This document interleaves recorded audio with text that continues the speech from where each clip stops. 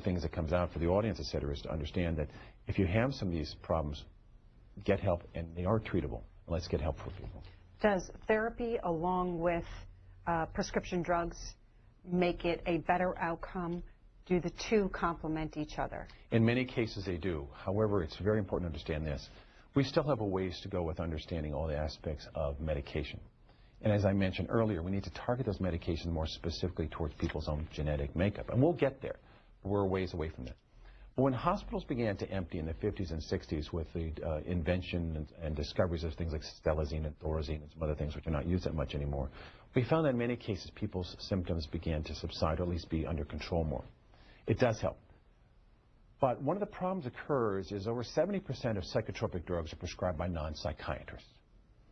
And many times they say, for example, a cardiologist says, well, you have heart disease, and many times people get depression, I'm just going to write this prescription for Prozac. There you go. That's not appropriate.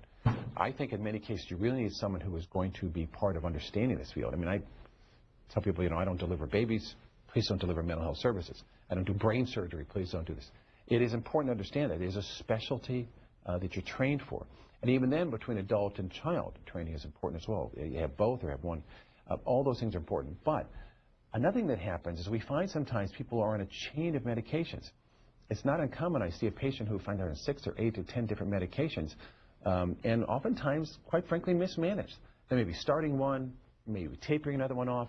You don't manage medications that way. It is very, very important. And so I think sometimes when people feel frustrated, the medication isn't working, instead of saying medications don't work, saying maybe in your case this medication is not the one to work. Maybe it has not been adequately managed.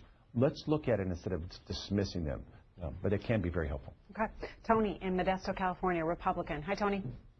Hi, how you doing? Morning. Yeah, I'm just want to make a comment and say something. I mean, what has the federal government ever done to make it to where, people would want to get into the psychologist field anyway? All that the Congress and the president, especially this guy, all they keep doing is cutting the pay to doctors, wanting to work for free.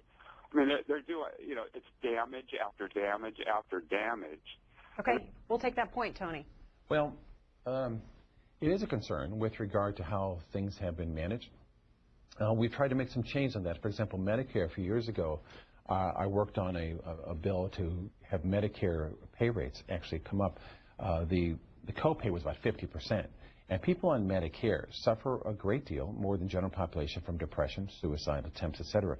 In part because when you have a chronic illness, you're twice as likely to have a mental disorder with that too. Many times depression is one of them, anxiety, panic, worries. As you have some disorders, it affects a number of things. Your brain neurotransmitters, your hormonal levels can all affect your thinking, thought process, emotions. And so what my concern was, the reimbursement rate was so low for psychiatric and psychological care, a lot of seniors are simply going without. Our idea was to move it back up there to a level where people are paying lower copays. So we're doing some of that.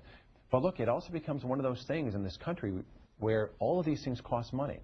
And the federal government is going into lots of different areas. And do we raise people's taxes? Do we cut something else? I look upon this, and it's a good question to ask. Is this a legitimate area for the federal government to be involved at all? And here's why I say yes. Because it is a public health concern. Because people mentally ill and mentally disordered, if they do not get help, they don't simply go away. They show up somewhere else. They show up in emergency rooms. They show up in police stations. Police have to run to homes and pick them up. They don't know where to take them. And they have flooded our jails. 20 to 50% of people in prisons have a mental disorder. You want to know how much help they're getting? Very little. Maybe they see a psychiatrist once or twice a month. Maybe they get some counseling. That's not the place to put people with mental illness. Perhaps this doesn't apply to serious mental illness, but the general public, if they would like to talk to a psychologist, does insurance cover those visits? Sure. Insurance covers it in most cases. One would have to look at their individual plan because that depends. And we're not sure yet what the Affordable Care Act, the Obamacare concept is going to provide in terms of, because we don't really know what the regulations are yet or how that's going to work. Okay, so Ellen Tackett on Twitter wants to go back to your oversight role. She asked this: why is federal government replicating county and state services? Where is also anti-fraud element often found in mental programs? She's right on target, and we need to focus, and that's why we're doing this audit. I don't know if it's ever been done, a real audit of services, so we're asking the GAO and General Accounting Office and others to tell us what's out there, and congressional research to find out what's out there. We need to find out. If federal government is providing some funds to help in some of these areas, it has to get to the level of the patient. And we'll know. We'll have a better sense of that. And as we're looking at where does the federal government need to cut spending, I think we'll get a better sense of if some of these are simply not working towards that. Some programs may need to be terminated.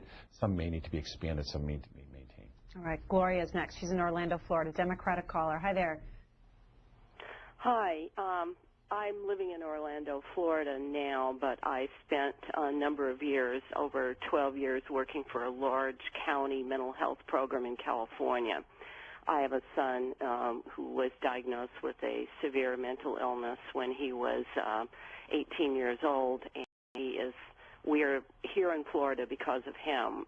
There was a program here that we needed to come to. My concern is that there are a lot of families and caregivers who try to get help. They cannot get help because you have to really be a danger in order to get someone into treatment who doesn't understand they need treatment. And then when you get them into treatment, there are very few resources for people in the community, and they don't get to see a doctor, a psychologist, or anyone very often to actually get their medications regulated correctly. I do not believe that the federal money is being well used in the states, and the states are giving it to counties, and counties are sometimes using it well, sometimes not using it well, and the involuntary treatment laws throughout the country need to be made the same in all of the states in order for people to really get the help that they need. Okay. Congressman. Gloria is pointing out here that it is a mess. It's a sad and tragic mess. I mean, here she had to move to another state to get some help.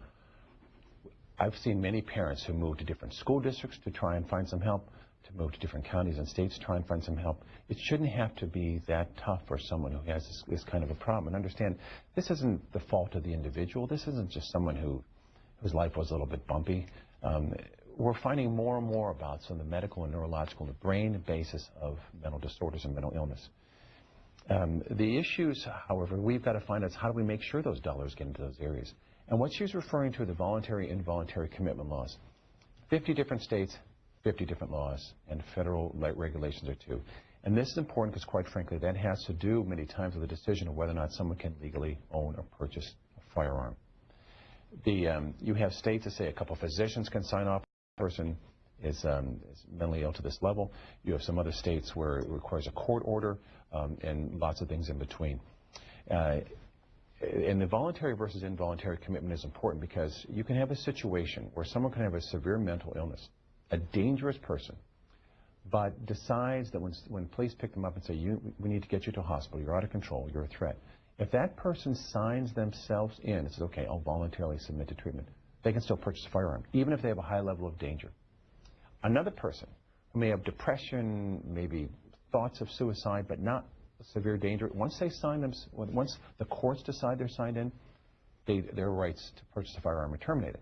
Not to say that wasn't important at that time, but look at the difference here, voluntary versus involuntary commitment, and the different laws of how someone has to go through a judge to handle those things. It is a morass of mess in terms of how we look at these things. I would like to also see options for outpatient versus inpatient treatment. We don't even have enough beds. I mean, we've gone from a time when we had 600,000 psychiatric beds in this country down to maybe 20% of our need, 40,000 some beds. We do not have enough. And in many cases, people can get community-based services, other outpatient services. We don't have enough there, too. And it is a severe problem. So when it comes to gun control legislation, Republicans are talking about tightening up laws when it comes to people with mental illness getting access to guns. Are you concerned about that? I'm very concerned because we simply don't have enough the background check. Now, let me read you a couple of statistics here. There is about 2.7 million mental health records, which would say by law these people cannot own or purchase, transport a firearm. Only 1.2 million, less than half, have even been submitted into the federal background check, the National Instant Criminal Background Check System.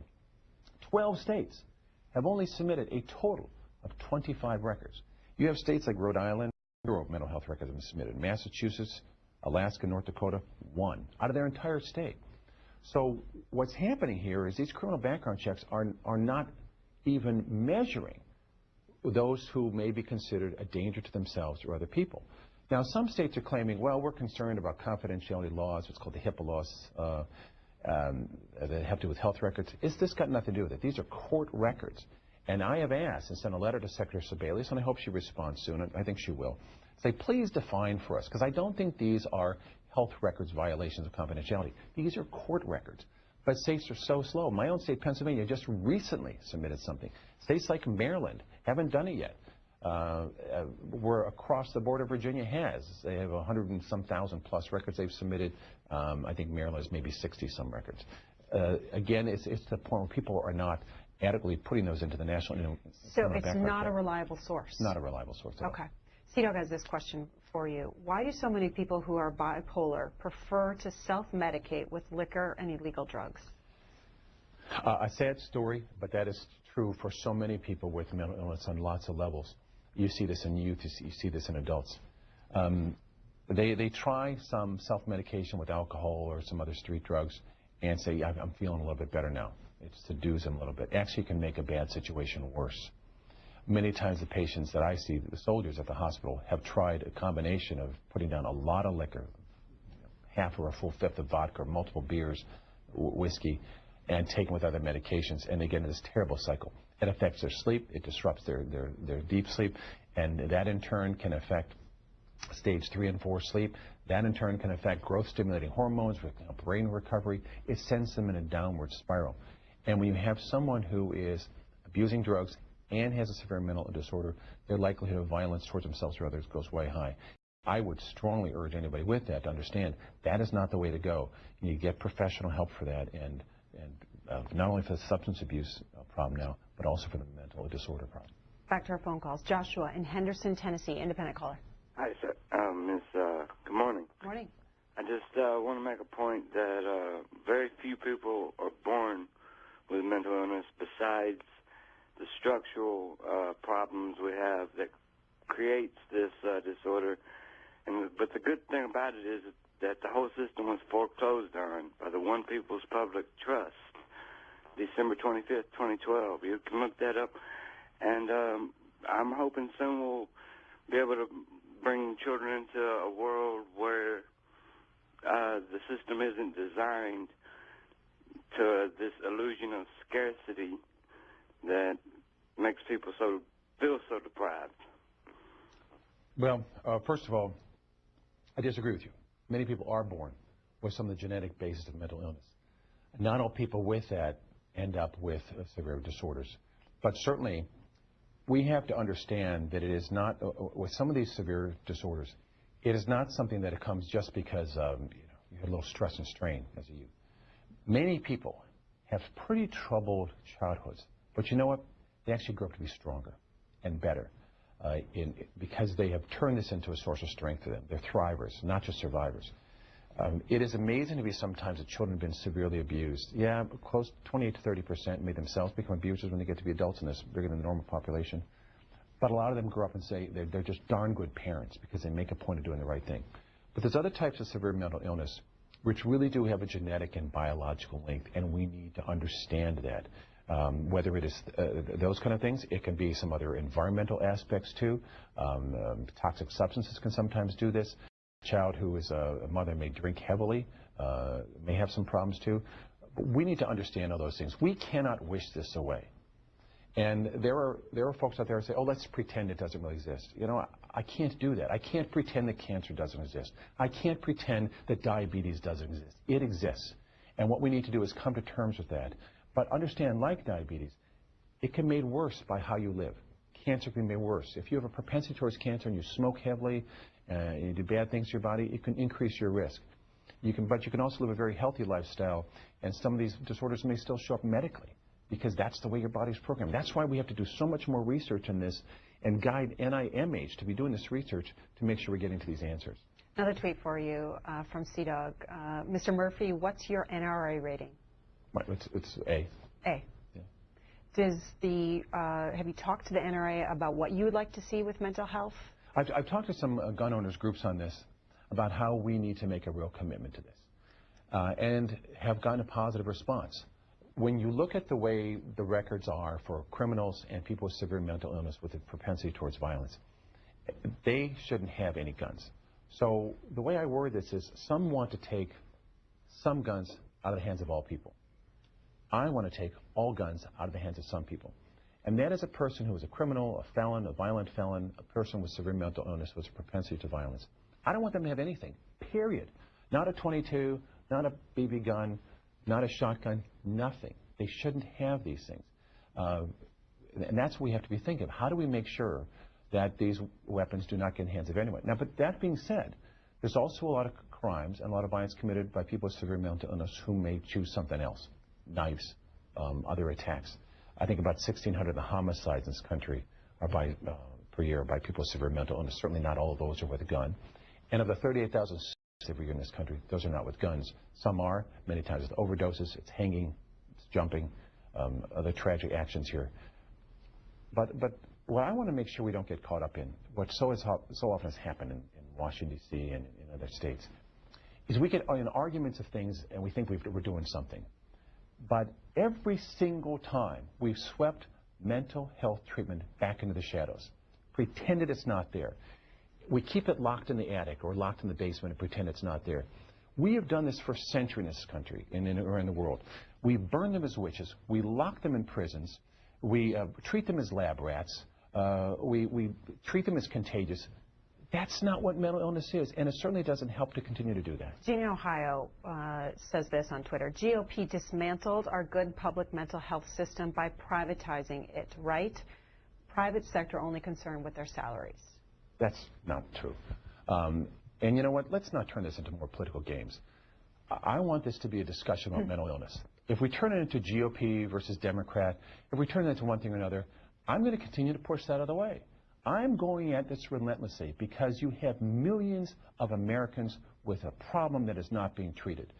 And I know lots of people are going to try and seduce me and intimidate me into trying to go down some other political road. I'm not going to take the bait. I'm not. I have spent my career dedicated to helping people with mental illness get help. And anybody who wants to take me off that path, I'm not going. I'm not going. People deserve this. When you sit down with a parent with tears in their eyes, says, I cannot control my child. We live in fear. We lock our bedroom doors at night. We don't know where he's going to be. We have a son who we worry, is he going to grab a knife and stab us at night? Is he going to kill himself? Is he going to jump in front of a car, jump off a bridge?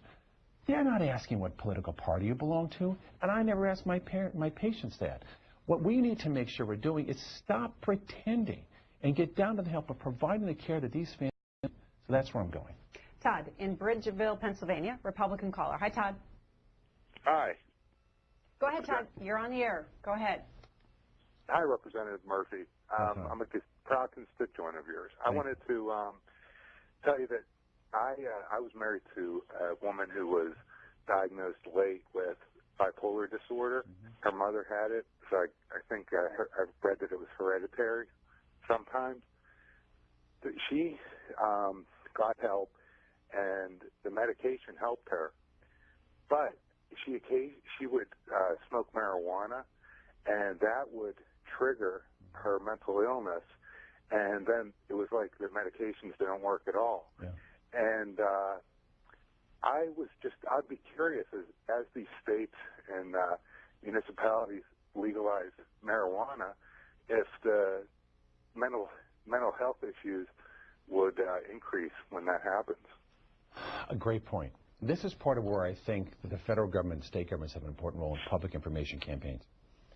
That, for example, bipolar illness, the wide swings between a mania, high energy, can be up for several days, flamboyant, et cetera, to deep depression, or it could be a manic state for a long time. It can happen a couple times a year, once every few years. Medications can be helpful for that. But alcohol and certain drugs can negate or impair the ability of medications to work.